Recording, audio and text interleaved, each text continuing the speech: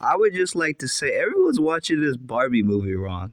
Like everyone's just thinking that it's this feminist movie, this great feminist movie. But if you actually dig up a little deeper and you actually look at it from a different perspective, it could very be argued to be implicitly right wing. Yup, I said it. Um, the thing with the Barbie movie, which people don't talk about, let's look at the opening situation, the opening um, scene where we have girls who represent women playing with Barbie dolls who represent babies, and we have Barbie who represents feminism. Keep that in mind, okay? So, what happens?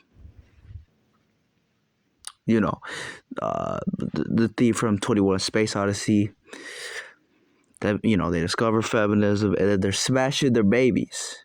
They're killing their babies, okay? Like look at that subtextually. It's literally showing how feminism has led to the increased amounts of abortions by women. You know, that's subtext.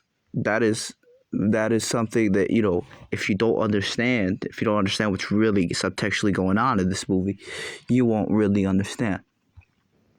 Now let's look at Ken, the true hero of the film. The Barbies create a society where they see and where they rule everything. The movie might try to make you think that the Barbie land looks like a utopia, and on the surface it might look even good until you start to realize that the Kens are just second-class citizens who live in a society which has suppressed their unknown desire for masculinity. They're always competing for the Barbie's affection, right? So instead of having brotherly solidarity, they're enemies by this created feminist society, which has led to a matriarchy, which has led to men being treated as second-class citizens of this society, theoretically. Okay?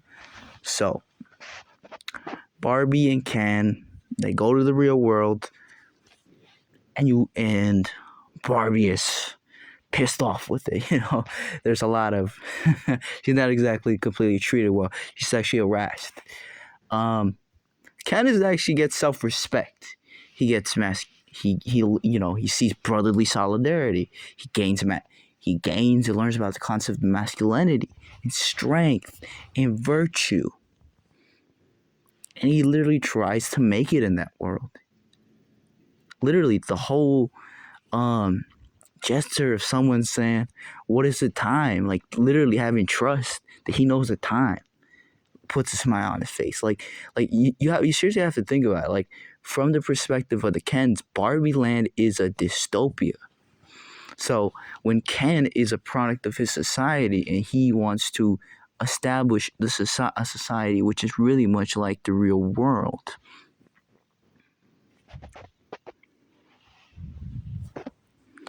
he pretty much, yes, he does, brainwash the Barbies, but the brainwashing treats them like second-class citizens. But yes, even though he does that, the Barbies show, not the Barbies, the Kens show care and love and romantic feelings to the Barbies.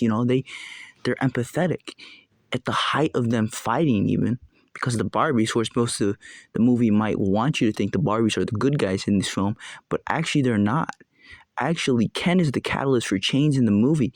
If Ken didn't change, turn Barbie Land into the Kendom, then the Barbies wouldn't have revolted against that.